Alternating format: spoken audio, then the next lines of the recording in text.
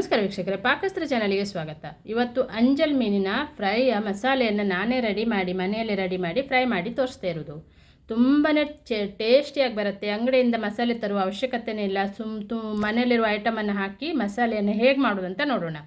ಅಂಗಡಿಯ ಮಸಾಲೆಗಿಂತನೂ ಟೇಸ್ಟಿಯಾಗಿ ಬರುತ್ತೆ ಇದು. ಮತ್ತೆ ನೀವು ಖಂಡಿತ ಇದೇ ಮಸಾಲೆಯಲ್ಲಿ ನೀವು ಫಿಶ್ ಫ್ರೈಯನ್ನು ಮಾಡ್ಕೊಳ್ತೀರಿ. ಯಾವುದೇ ಫಿಶ್ ಆದರೂ ಆಗ್ಬೋದು. ಈ ಮಸಾಲೆ ಒಮ್ಮೆ ಟ್ರೈ ಮಾಡ್ಕೊಳ್ಳಿ, ತುಂಬಾ ಸೂಪರಾಗಿ ಬರುತ್ತೆ. ಒಂದು ಅರ್ಧ kg ಆಗೋಷ್ಟು ಅಂಜಲ್ ಫಿಶ್ ಇದೆ. ಇದನ್ನೀಗ ಕಟ್ ಮಾಡಿ ವಾಶ್ ಮಾಡಿಕೊಂಡು ರೆಡಿ ಮಾಡ್ಕೊಳ್ತೇನೆ ನಾನು.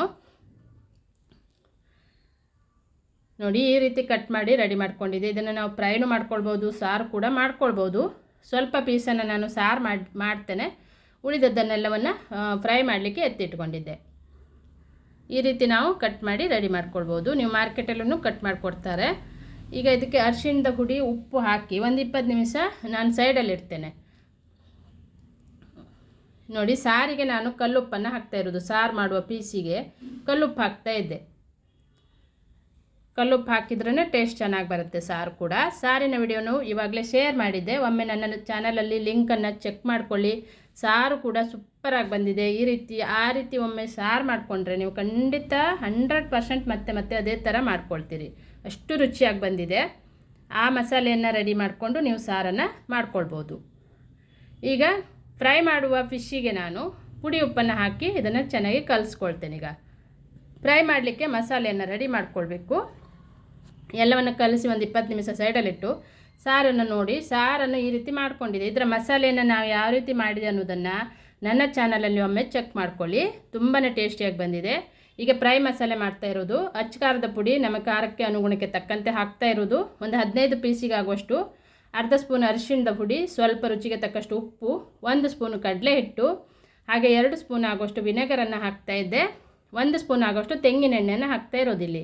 ಚೆನ್ನಾಗಿ ಇವನ್ನೆಲ್ಲವನ್ನು ಕಲಿಸ್ಕೊಳ್ಬೇಕು. ನೀವು ವಿನೆಗರ್ ಬದಲಾಗಿ ಹುಣಸೆ ಹುಳಿಯ ರಸವನ್ನು ಹಾಕ್ಕೊಳ್ಬೋದು ಅಥವಾ ನಿಂಬೆ ಹುಳಿಯ ರಸವನ್ನು ಹಾಕ್ಕೊಳ್ಬೋದು.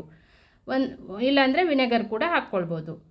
ಚೆನ್ನಾಗಿ ಇದನ್ನು ಕಲಸಿ ಮಸಾಲೆ ರೆಡಿ ಮಾಡಿಕೊಂಡು ಎಲ್ಲ ಫಿಶ್ಶಿಗೆ ಚೆನ್ನಾಗಿ ಇದನ್ನು ಸವರ್ಕೊಳ್ಬೇಕು.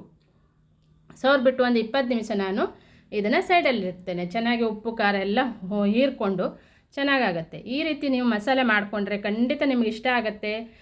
ಮತ್ತೆ ನೀವು ಮನೆಯಲ್ಲಿನೇ ಈಸಿಯಾಗಿಯೇ ಮಾಡ್ಕೊಳ್ಬೋದು. ಅಂಗಡಿಯಿಂದ ತರುವ ಅವಶ್ಯಕತೆಯೇ ಇಲ್ಲ. ಟೇಸ್ಟ್ ಅಂತೂ ಸೂಪರಾಗಿರುತ್ತೆ. ಇದು ಖಂಡಿತ ಒಮ್ಮೆ ಟ್ರೈ ಮಾಡ್ಕೊಳ್ಳಿ. ಈಗ ತವಕ್ಕೆ ನಾನೊಂದು ಸ್ವಲ್ಪ ತೆಂಗಿನೆಣ್ಣೆ ಹಾಕಿದೆ. ತೆಂಗಿನೆಣ್ಣೆಯಲ್ಲಿ ಫ್ರೈ ಮಾಡಿದರೆ ಟೇಸ್ಟ್ ಚೆನ್ನಾಗಿ ಬರುತ್ತೆ. ನಮ್ಮ ಕೋಸ್ಟಲ್ಲಿ ಈ ಕಡೆ ಕರಾವಳಿ ಕಡೆ ತೆಂಗಿನೆಣ್ಣೆಯಲ್ಲೇ ಎಲ್ಲ ಅಡುಗೆನೂ ಮಾಡ್ಕೊಳ್ಳೋದು. ತೆಂಗಿನೆಣ್ಣೆ ಆರೋಗ್ಯಕ್ಕೂ ಒಳ್ಳೆಯದು, ಟೇಸ್ಟು ಕೂಡ ಚೆನ್ನಾಗಿ ಅನಿಸುತ್ತೆ.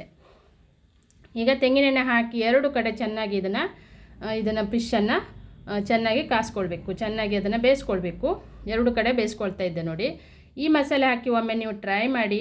ನನ್ನ ಚಾನಲನ್ನು ಫಸ್ಟ್ ಟೈಮ್ ನೋಡ್ತಾ ಇದ್ದರೆ ಸಬ್ಸ್ಕ್ರೈಬ್ ಮಾಡಿಕೊಂಡು ಪಕ್ಕದಲ್ಲೇ ಇರುವಂಥ ಬೆಲ್ ಬಟನನ್ನು ಕ್ಲಿಕ್ ಮಾಡಿದರೆ ಯಾವುದೇ ಒಂದು ರೆಸಿಪಿಯನ್ನು ಅಪ್ಲೋಡ್ ಮಾಡಿದಾಗ ಅದರ ನೋಟಿಫಿಕೇಷನ್ ಬರುತ್ತೆ. ಈ ಕರಿಬೇವನ್ನು ಮೇಲ್ಗಡೆ ಹಾಕ್ತಾ ಇದ್ದೆ, ಫ್ಲೇವರ್ ಚೆನ್ನಾಗಿ ಬರಲಿ ಅಂತೇಳಿ. ನೋಡಿದ್ರಲ್ಲ, ಈಸಿಯಾಗಿ ಮಸಾಲೆಯನ್ನು ರೆಡಿ ಮಾಡಿಕೊಂಡು ಫಿಶ್ ಫ್ರೈನೂ ರೆಡಿಯಾಗಿದೆ. ಈ ವಿಡಿಯೋನ ಇನ್ನೊಬ್ಬರಿಗೆ ಶೇರ್ ಮಾಡಿ, ಲೈಕ್ ಮಾಡಿ, ಸಪೋರ್ಟ್ ಮಾಡಿ.